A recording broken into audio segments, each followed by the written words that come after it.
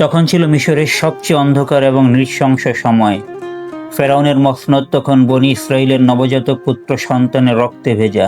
কারণ ফেরাউন ভবিষ্যৎবাণী শুনেছিল যে এই নির্যাতিত জাতিগোষ্ঠীতে জন্মগ্রহণকারী এক শিশু তার রাজত্বের পতন ঘটাবে।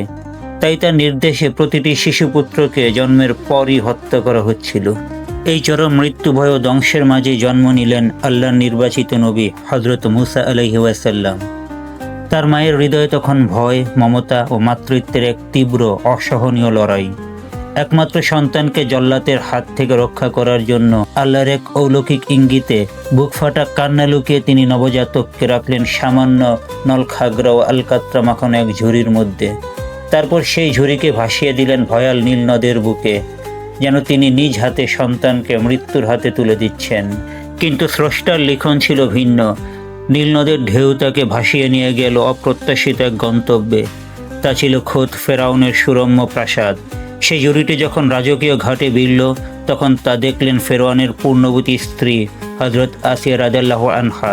একটি অসহায় শিশুকে দেখে তার হৃদয় মুহূর্তেই মাতৃস্নেহে গলে গেল।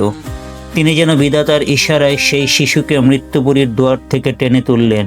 আর এভাবেই যিনি মূসা আলাইহিসসালামের চরম শত্রু, তার ঘরেই শুরু হলো নবী মূসা আলাইহিসসালামের রাজকীয় জীবন, এক অবিশ্বাস্য নিরাপত্তা বলয়ে।